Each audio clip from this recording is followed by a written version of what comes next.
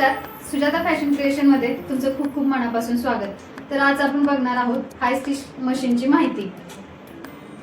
तर ही माझी हाय stitch machine आहे। ही 5 वर्षापूर्वी मी मशीन घेतलेली आहे। ही बायोची मशीन आहे। तर याबद्दल आपण माहिती जाणून घेणार आहोत। सर्वात प्रथम आपण बघणार आहोत या मशीनचे स्पीड। तर हे आपलं मशीनचं हे जे वरचं बटन आहे हे आपण पुश केल्यानंतर आपली जी आताची स्पीड आहे ती दिसते। त्यात बरोबर डबल स्पीड केल्यानंतर तुम्हाला इथे स्पीड वाढली जाते आणि हे जे खालचं बटन आहे हे स्पीड कमी करण्यासाठी आहे। तर हे आहे आपले स्पीडची बटन।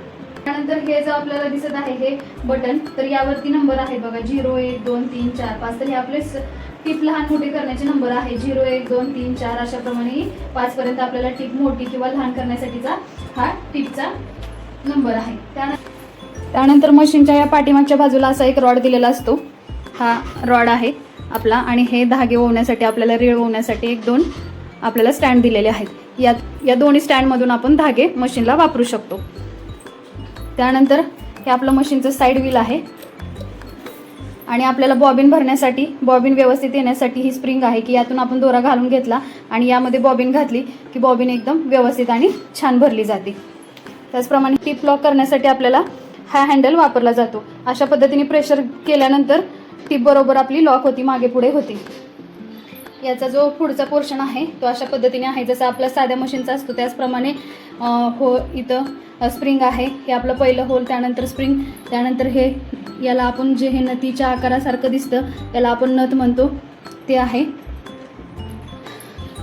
ही आपली सुई आहे निडल आणि हा आपला दाब आहे। तर याचा दाब उचलण्यासाठी हा आपल्या पायाजवळ म्हणजे ज्यावेळेस आपण मशीन करतो त्यावेळेस गुडघ्याजवळ हा आपल्याला इथे हे गुडघ्याने अशा पद्धतीने प्रेशर केला की हा दाब असा उचलला जातो आणि ही याचा पाटा जो आहे तो अशा पद्धतीने आहे। आपण इथे पायाने असा प्रेशर दिला की आपली मशीन सुरू होती। आणि ही जी लाईट आहे आपली इथली ही याचं इथं साईडला अशा पद्धतीने बटन दिलेलं आहे। तुम्हाला हवे असल्यास लाईट लावू शकता किंवा बंद करू शकता। हे बंद। तर आता आपण ह्या मशीनचा गट थोडा उचलून घेऊया। त्यामध्ये आपल्याला 1 लिटर ऑइल टाकायचं असतं। ते कशा पद्धतीने टाकले ते दाखवणार आहे मी तुम्हाला।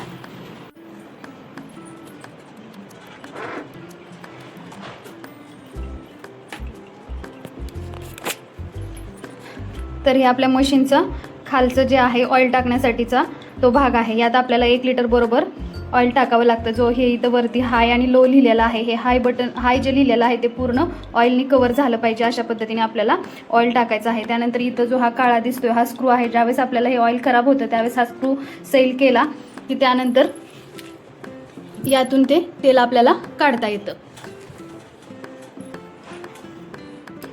त्या मशीनच्या सेटल सारखंच याचंही आपलं बॉबिन सेटल आहे। याची बॉबिन काढायची हे चपटी पट्टी पकडून आपण बॉबिन काढू शकतो आणि त्याच पद्धतीने आपण ही बसू शकतो। तर हे आपलं रीळ ठेवायचं स्टँड आहे। तर मी आता बॉबिन कशी भरायची ते आपण बघणार आहोत। हा आपला दोरा आपण घेतलेला आहे, यामध्ये होलमध्ये घालून नंतर अशा पद्धतीने आपल्याला इथं दोरा काढून घ्यायचा आहे। त्यानंतर हा दोरा आपल्याला बॉबिनला थोडासा असा गुंडाळून घ्यायचा आणि या स्टँडमध्ये इथं घालून हे जे प्रेशर आहे ते अशा पद्धतीने द्यायचं आहे। ज्यावेळेस आपण बॉबिन भरतो त्यावेळेस सुईमध्ये दोरा नसला पाहिजे। तो दोरा आपण काढून अशा पद्धतीने हातात धरून खाली जो पाटा दाखवलेला आहे यावरती प्रेशर दिला की इथं बॉबिन अशी भरली जाते।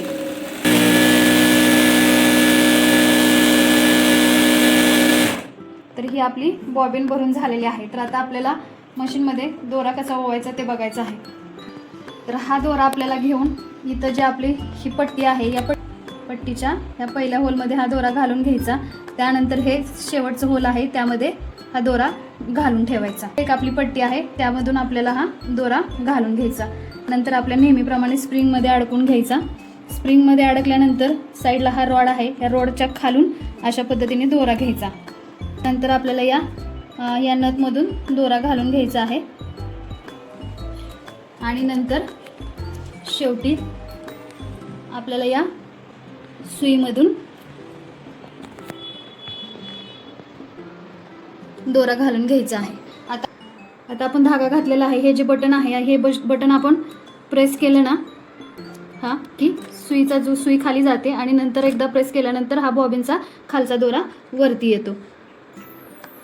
तर आता हा आपल्याला टिप मारायला रेडी झालेला आहे. दाबाचा पायाने उचलून ठेवायचा आणि सावकाश अशी टिप मारून घ्यायची. या मशीनवरती खूप छान टिप मारली जाते. थोडी हाय स्पीड असल्यामुळे तुम्हाला लवकर ते हँडल करता येत नाही, पण जर तुम्ही प्रॅक्टिस केली तर खूप छान ही मशीन आहे. तुम्ही ज्यावेळेस कपडे शिवत असता, म्हणजे एखादा ब्लाऊज वगैरे शिवत असता, त्यावेळेस तुम्हाला पुढच्या ब्लाऊजसाठी तुम्ही या बाजूने धागा टाकून बॉबिन चालू ब्लाऊजमध्ये भरून घेऊ शकता. त्यामुळे तुमचा टाईम वाचणार आहे.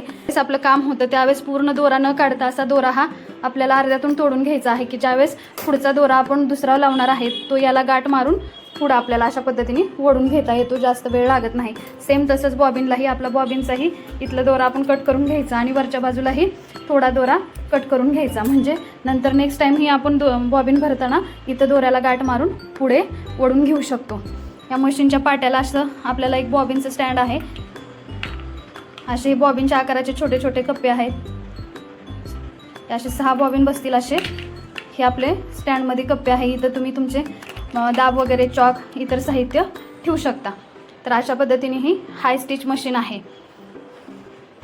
ही मशीन वापरण्यासाठी खूप छान आहे. यावरती खूप छान टीप येते, याची एकदम फिनिशिंग सुंदर येते याच्यावरती कपड्यांची, आणि जास्त शिवण उरकलं जाते. ह्याला स्पीड जास्त असल्यामुळे, याची स्पीड जास्त असल्यामुळे याच्यावरती कपडे शिवायला जास्त उरकले जातात. तुम्ही नॉर्मल मशीनवर जर दिवसातून 2 ब्लाऊज शिवत असाल तर यावरती तुम्ही नक्की 4 ब्लाऊज शिवू शकता.